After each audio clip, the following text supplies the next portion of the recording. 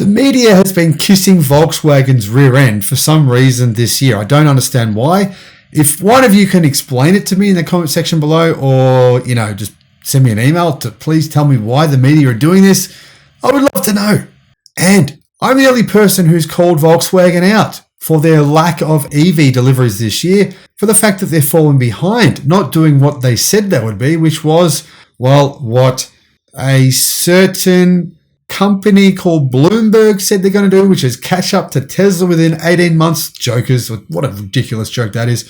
The reality is Volkswagen delivered less EVs than they did in the fourth quarter of last year and the third quarter of last year. Ramp up my butt? Yeah, right. Well, actually, while I was right about Volkswagen's abysmal performance in the first quarter of this year, it does appear as though that is set to change very soon, which is good news for everyone. Hello, my friends.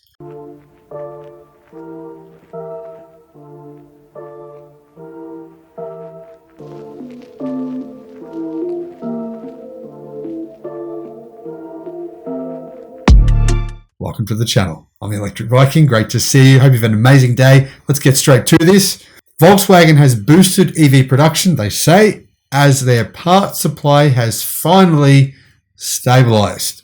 Volkswagen in Saxony has resumed 3 shifts of production at its main MEB Zwickau plant. It aims to produce around 1,300 cars per day at that plant.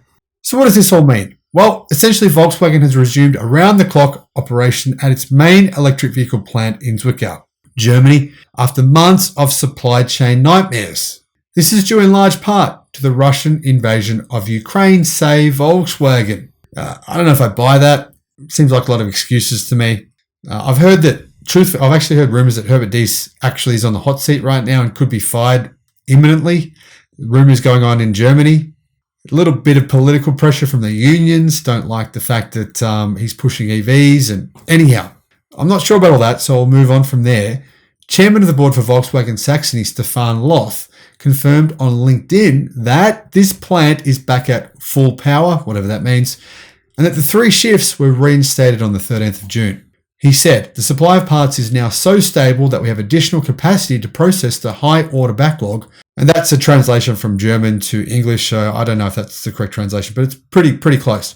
The other thing worth considering, right, is the fact that Volkswagen is also trying to ramp up production in China, where they've got a new factory that is nearly fully completed.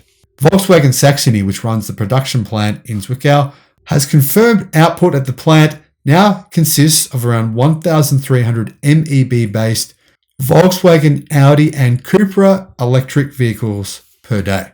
So MEB-based EVs that are produced at this plant include the Volkswagen ID3 hatch, ID4, ID5 SUV and the Audi Q4 e-tron SUV and the Cupra Born hatch, the Cupra Born EV. I believe will be manufactured actually in America. Manufacturing will start within a month there apparently. And Australians will be getting the Cupra Born EV as well before we get any of the other Volkswagen Group electric cars. The Cupra Born, by the way, does look like a pretty decent vehicle for what I expect its price to be. Volkswagen AG's largest EV production plant first took a huge hit in March of 2022 after Russia invaded Ukraine and disrupted Volkswagen supply chains. Production at this time was reported to be only 900 vehicles per day, which is less than a lot of Chinese EV companies that you probably never heard of. At the time of the production disruptions, the Zwickau plant was Volkswagen's only production plant in Germany that was producing MEB-based EVs, which is a little bit of a concern in my view. Since then, Volkswagen has started serious production of the ID4 in Emden as well, and the expensive ID Buzz people mover is now being mass-produced in Hanover. Great car, price a little bit out of most people's budgets, I would say. Now, the German automaker has also started building around 35 ID3 hatchbacks per day at its small-scale transparent factory in Dresden. Honestly, if they're only building 35 ID3 hatchbacks per day at this little factory, it must be costing them a metric boatload of money to produce those cars. They cannot possibly be making a profit on those. That's just not how manufacturing works. You're making that's like the number of supercars that Ferrari would make per day of one model. That's so low, I don't even know why they'd bother. Anyway, Škoda's production plant in Mladá Boleslav, Czech Republic, also felt the effects of the supply chain constraints, but in late April, it said it's gradually ramping up production over a 2-month period. So what does that mean? In the long term, Škoda hopes to produce up to 370 MEB-based Enyaq and Enyaq Coupe vehicles per day. Electric ones, of course. Even more recently, Škoda said it's taking the production of wiring harnesses from Ukraine to a home plant in the Czech Republic to try and solve some of these challenges. Despite production improvements pronounced by the company's senior staff, none of these MEB-based Volkswagen Group products are currently available here in Australia or in New Zealand or in, frankly, most countries around the world. The first MEB-based EV currently set to arrive here in Australia is the Cupra Born, like I said before. It's due in the first quarter of next year, of 2023. Unfortunately, the Volkswagen ID4 will be the first EV from the Volkswagen brand coming to Australia, but it won't come here until probably the end of 2023 due to massive demand in Europe, North America, and wherever else they're sold. And, of course, also the fact that Volkswagen doesn't get punished here in Australia for putting out lots of CO2. So they don't really care about the Australian market. What about Škoda's EVs? Are they coming to Australia as well? Not until apparently 2024, unfortunately. The Audi Q4 e-tron, the Volkswagen ID5, and the Volkswagen ID Buzz aren't coming to Australia at all that I know of.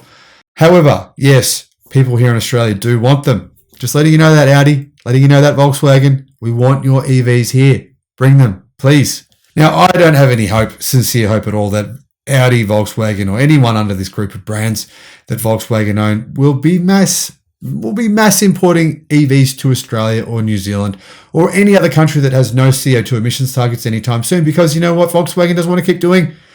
Paying Tesla money to take their kind of emissions from them so that they don't have to pay huge fines.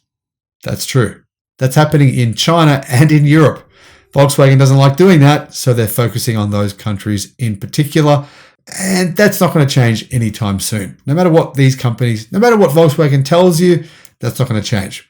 However, for America, things are going to change because quite a number of these models are being manufactured in the States. Manufacturing is going to start this year. I'm sure they'll be doing pretty small scale this year, but by next year, hopefully they will have ramped up significantly. So that's the good news. The bad news, I think it's mostly good news because ramping up EVs worldwide is what we need. It's what we want. And, that's happening to some degree at Volkswagen. We don't know exactly what, but I've tried to share with you as much as we do know. If you know more information, though, let me know in the comment section below. And let me know as well, are you considering a Volkswagen EV? And if so, which one? Thank you for watching. Bye-bye.